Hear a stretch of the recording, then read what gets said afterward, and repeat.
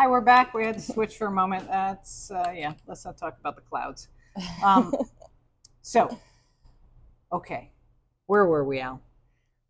Let's Libras. see. We were at Libras. Libras. Okay, moving Oh, on. yes. We were talking Okay. about. Oh, yeah. You were saying that I'm.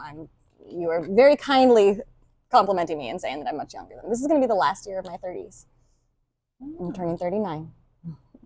Wow. Yeah. Awesome. See, dancing keeps us young. I'm about to turn 82. Never would have guessed. I don't want to discuss I what look I'm a day over 18. and I'm about to be 25. Thank you. Okay. Yes, exactly. That's how we all feel. All right. So let's ask some other questions that you might or. Okay. When did you start teaching? I started teaching, I mean, actually pretty early. I mentioned the folk dance troupe that I was in, and my troupe leader used to take me with her to kind of the folk dance equivalent of festivals, so she could like take one workshop and I would take a different workshop. And then, we would teach the different dances to the troupe. So that was kind of just my start of like, okay, I'm just going to learn these steps and show them to the troupe with our leader assisting. And then when I was 15, 16 was when my dad and I got into salsa. And once we got through all the levels, they ended up asking us both to teach there at the studio. Oh, wow. So I was 16 years old teaching Casino Rueda at a place called Satin and Latin down in Portland. Do you still do that dance? Do you still do a little bit? I can't remember all the calls anymore, and they're sometimes different from place to place. But I can definitely fake it pretty well. If they ask me to lead, I'm like, but, we can make it work. Do you both lead and follow now? Do you have a preference? I do both lead and follow. I don't necessarily. I would say maybe I prefer following, but I've really been enjoying leading so much. I've been working on my salsa lead in particular, and definitely the more I learn, the more fun I have with it. I just came back from just months ago already, but I recently went to a queer Afro-Latin dance festival for the first time and got to do so much switch dancing there, and really rediscovered my love of leading, and I've been trying to make a point of doing it more since. And what do you think, what are some characteristics that you think make a good lead and also a good follow? Sensitivity for both, I would say. Obviously technique and timing and all of that good stuff, but I think just sensitivity and empathy. Yeah. Being able to put yourself in another person's shoes and think about what is your experience. And then, sensitivity to the music and flexibility, not just, bendiness, but just, it's a lot like improv. I used to do theater and improv as a kid, and they teach you that when someone has a suggestion, the answer is yes and, And so I feel like, having a yes and attitude in dance is good for leads and follows both, where you take the thing that they give you because it's a creative, thing that's happening between two people. It's not just I tell you what to do and you do it, it's a collaboration. Do you do other partner dances besides Latin? Not as much anymore, but I did do a brief stint teaching ballroom at Arthur Murray before I had my kids. So they hire you, you don't have to know any ballroom dance, and they just teach you. So, and they throw you in really fast, where it's like, here's some foxtrot, here's some Roomba, here's some waltz, here's some swing, now go lead all the people at the social. Right now, or you're fired. Not quite that mean, but it's definitely like, okay, now go, which is great because for most people, it's really scary to get out and social dance at first. But when you have to do it, you get over that hump really fast, and it's really not, it's not so bad. It's actually a lot of fun. Do you have a most embarrassing moment?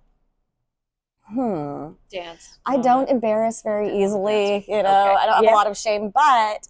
I've had a couple moments where Oh, you know when you do the head loop when you're leading and you put the hand on your shoulder and then it drops down. Yep. When I first learned that one, I kind of forgot that I'm shaped differently than some leads, and I completely dropped this follows hand like right down my chest, and I could tell, she was embarrassed, which was like, she's like, I'm so sorry. I think it's completely my fault. Don't be sorry. I'm sorry. So I was embarrassed, for the situation more than for You're myself. embarrassed just hearing it. Why? Ever since then, anytime I teach a class and we have any, non-male follows, I'm like, put your shoulder forward and then it can just drop down. I figured that out. I was just like, put the kibosh on, we're doing that again. Right. So, then again, yeah, you just, I got to get the tricks for being shaped differently than your old school traditional lead, So you also started DJing. Is that a new thing, and how did that start, and how you feel about it? That's relatively new. I just had a Facebook memory pop up of my 3-year DJ anniversary. Oh, wow. A few days ago. That was Saturday I was like, oh, it's been 3 years. And that was only a few months before I came out and started here. But it was actually pandemic time when I started, and Michael and I were running Sueños de Salsa, and we had these BYOP dances that started out outdoors, and then as things were starting to settle down a little bit and the weather was getting colder, we moved them indoors. And people would just bring one partner and mask up and dance at a distance. And of course, for that kind of thing, you're not going to hire a DJ. Right. So Michael already knew how to DJ, but he was kind of bored of it. So he was like, "Oh, she just push the buttons and have some fun." And next thing I knew, I was getting really into it. So from there, I just kind of dove in and started learning everything I could. And so, do you feel like, because you've also gone other places to DJ, I believe, so you DJ not in just one place. Yeah. Is there, I don't know how to say this exactly, is there a different response to you being a woman DJing and teaching as opposed to a man, especially in the Latin culture, and where predominantly we see men DJs for sure? Mm-hmm. I think not the same for teachers, but definitely in the DJ world, it seems like it's been pretty male dominated. Yeah. I mean, I've never experienced DJing as a man, so I don't really know what to compare it to. I've only had my own experience, but from what I've observed, it's definitely a little bit harder to break in, especially with salsa. That's like the very traditional, it's like the older Latino dudes are the salsa DJs, and it's that one's, I'm actually playing the Seattle Latin Dance Festival soon, and I'm actually not sure whether he's going to have me in the salsa room or the bachata room, but I just spoke with one of the artists today who was super duper sweet, and I mentioned that I was DJing, and they just automatically, immediately assumed that I was going to be in the bachata room. Sure. Yeah. Interesting. And so interesting. I didn't say I'm DJing bachata. I didn't say anything like that, but they're like, oh, let me know when you're DJing. I'll try and come dance in the bachata room. And I was like, isn't that interesting that the assumption, even from, this happened to be another woman, and they were, very, very sweet, very lovely person, but the assumption, without even thinking about it, was that this is not going to be a salsa DJ. Oh, that's fascinating. That is something I would not have. And that's actually my specialty. I like bachata. I love bachata, but salsa's, kind of my thing. Home sweet home. So we'll see what happens with the festival. I'm happy to do whatever, but I kind of crossing my fingers for the salsa room. All right. So, do you have feelings, because you're on a dance team, and do you have feelings about dance teams, dance competitions, dance troops? Like, do you think that they are good for the community? Something you like personally to do, like what you get out of it, but also competition, obviously, in ballroom dancing is a humongous thing, and it's not necessarily the same. It's in all other forms, but generally a lot less competitive in that way. Yeah. So, thoughts about, since you've been in both worlds, what do you think about competition? Yeah. I think competition can be great. I don't like to stress out too much about competition. I recently competed at QALDF with BGC. And that was our first time competing. And we really just, we just treated it like another performance. And that's kind of, at this point for me right now, the way I would like to do it. I'm not really, winning would be cool. I'm not going to lie and say, I'm like, no, I don't want to win. But, that's not like the primary, it's for the experience and for the extra training and, you push yourself. I like dance teams. I like the community. I do see, I don't know if I want to say issues, but there are some interesting things. I think social dance for me is my primary, passion, and I feel like it's kind of the heart of these dances is the social aspect of it.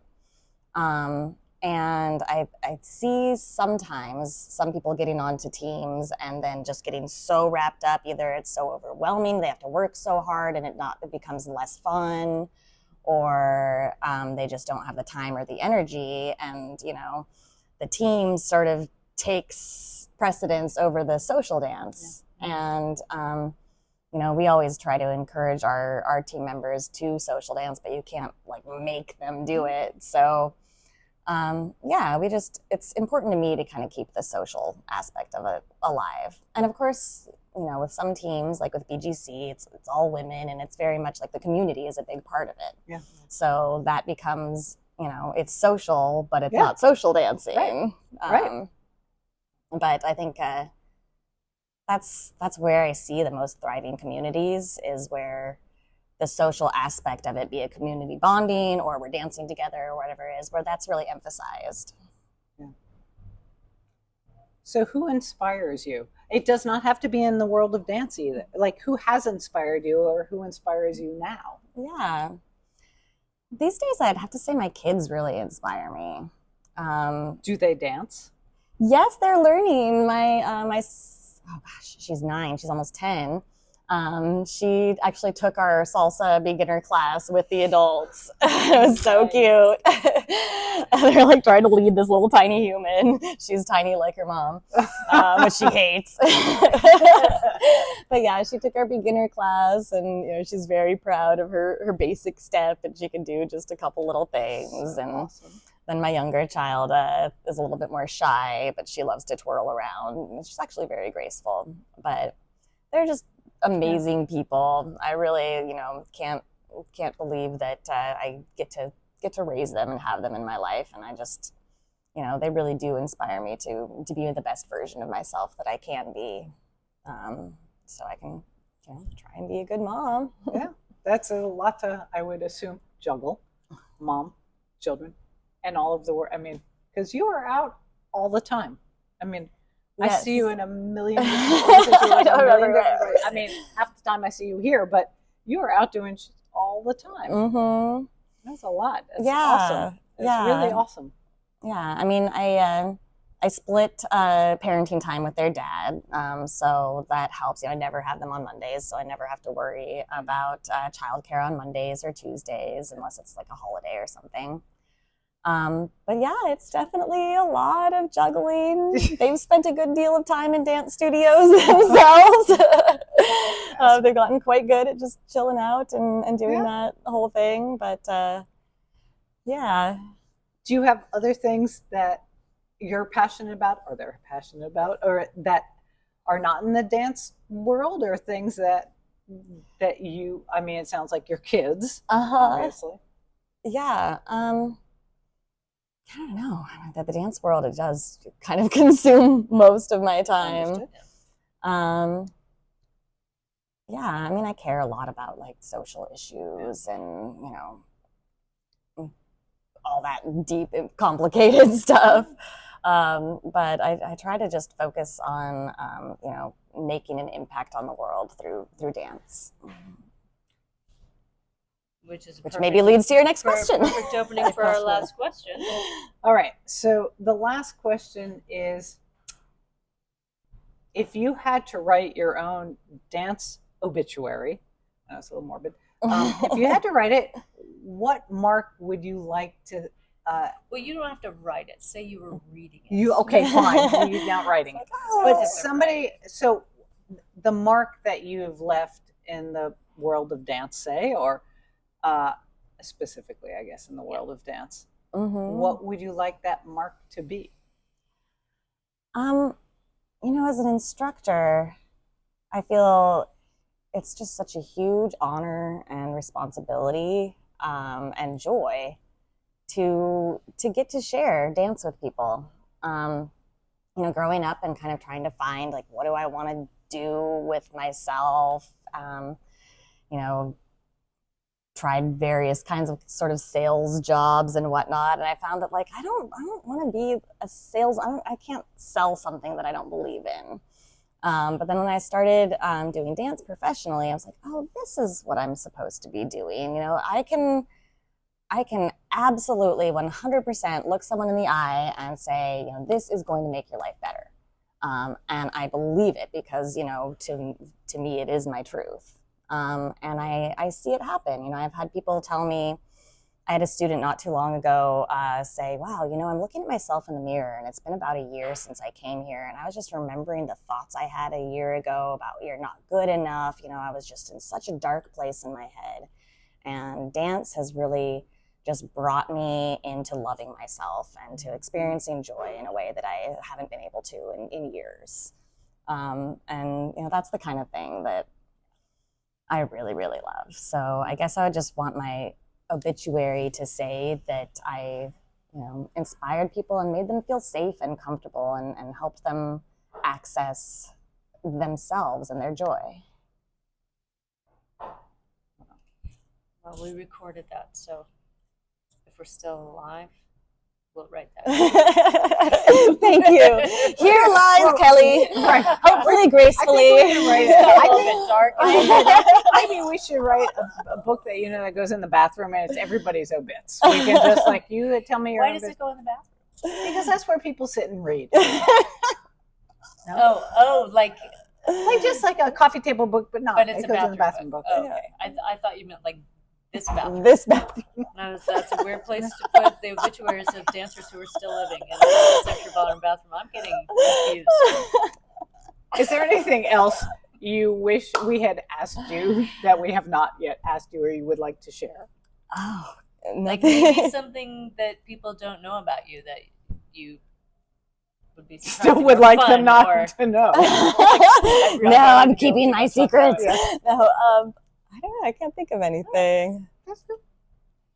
Well, this was fun, though. Thank you for doing this. Yeah, really, thanks for having for being me. our first victim. Yes. Yeah. You're such a big part of the ballroom right now, and I cannot thank you enough. I think we cannot thank you enough for just holding it down and keeping it going and bringing your joy to it. So. I have to shine that right back at you because, you guys gave me an opportunity just about 3 years ago when you had a cancellation on Halloween weekend, and I remember being very nervous for my first shift, but you made me just feel so at home and so awesome, and I really love being part of this family. Thank you. All right. Warm fuzzies.